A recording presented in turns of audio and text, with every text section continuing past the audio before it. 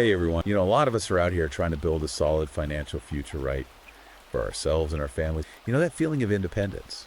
When you're secure, not beholden to anyone. It's huge. It is. And it feels even more important these days, when it feels like the whole world's pushing you in the opposite direction. Yeah. So today we're going deep on this book, The Debt Trap, a guide to escaping financial bondage. Okay.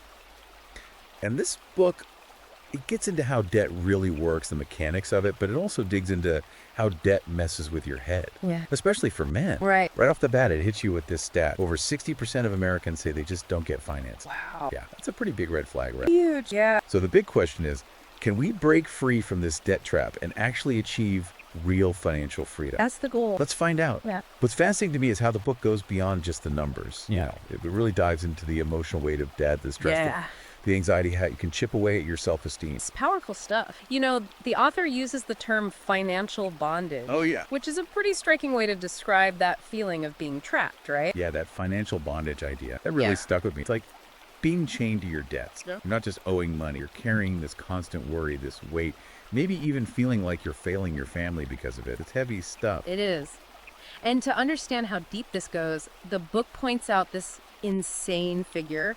$164 trillion in global debt. Trillion with a T. Trillion with a T. Yeah. It's almost impossible to even wrap your head around a number that big. Yeah, no kidding. It really shows how pervasive debt is. It's not just a personal problem, it's country, it's entire systems. It's this whole web of high interest rates, this societal pressure to spend, and that lack of financial education that we were just talking about. It all adds up to make this debt trap feel inescapable. For a lot of people... Okay, so let's talk about something the book focuses on. The pressure on men to be the provider. Yeah. The one who's supposed to bring home the bacon, protect the family, be financially solid. It's a classic expectation, but is it actually helpful? That's a great question, and it's where things get really interesting. Okay. The book argues that this pressure can actually backfire. Men might feel forced to keep up appearances, right? Buy that new car, take on more debt just to look like they've got it all figured out. It's like a facade. It is. And the thing is, this whole idea of what a man should be, this sometimes toxic masculinity, can actually prevent men from reaching out for help when they're drowning in debt. Right. It's like they're supposed to just tough it out alone, which can be incredibly isolating. Absolutely.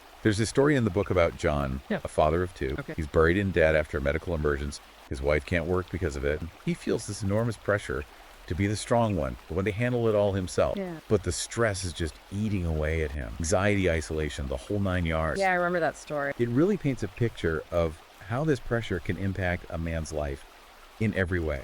John's story raises a crucial question. What's the price of this silence? The book argues that financial stress on men is often a silent crisis. It can lead to depression, substance abuse, even suicide. It's a wake-up call. We need to break down these stereotypes and create space for men to talk about their financial struggles openly and honestly.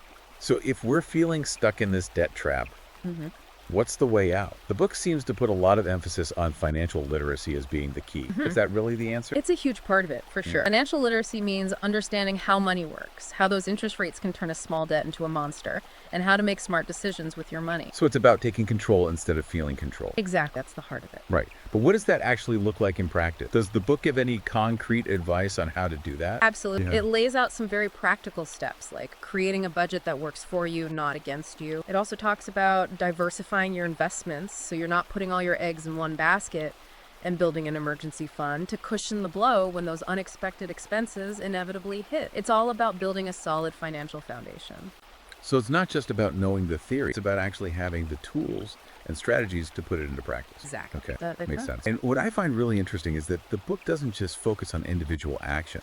It also talks about men supporting each other. Right. Like Dave Ramsey's Financial Peace University Yeah. or the group Financial Fitness. These are places where men can come together, share their experiences, and hold each other accountable. It's about building a community of support and empowerment. It is. That's such a powerful idea that we can achieve more together than we can alone. Totally. It's about shifting the narrative from competition to collaboration, from isolation to connection. It's about men realizing they're not alone in this fight, and that by working together, they can actually break free from this debt trap and achieve true financial freedom. Absolutely. And that's where the real power lies. So far, we've been talking about the impact of debt on individuals, Yeah. but the book also explores how it can really damage relationships. Yeah.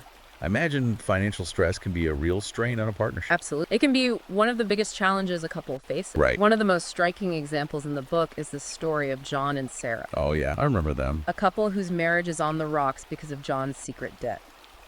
It highlights how financial stress can lead to arguments, resentment, even divorce. The book really stresses the importance of open and honest communication, being transparent about your finances with your partner.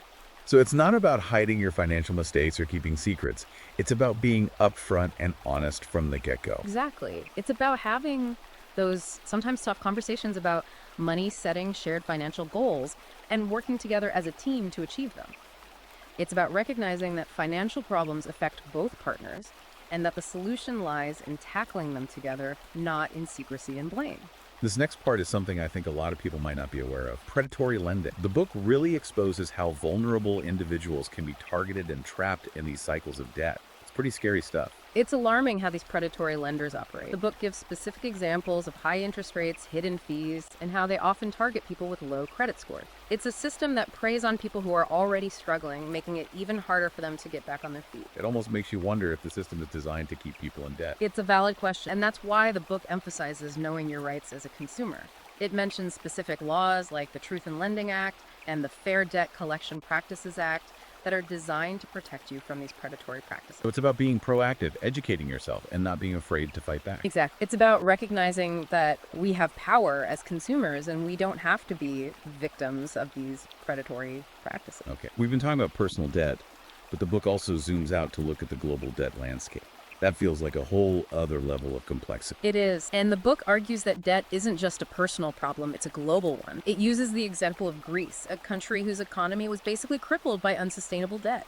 It's a cautionary tale about the consequences of overborrowing, not just for individuals, but for entire nations. It can lead to economic and social turmoil that impacts everyone. Like a domino effect, right? One country's debt crisis can trigger a chain reaction across the entire global economy. That's right. And the book makes the point that understanding this global context can actually help us make smarter decisions about our own finances. It's about seeing the bigger picture, realizing that our individual choices are part of a larger system, healthier global economy for everyone.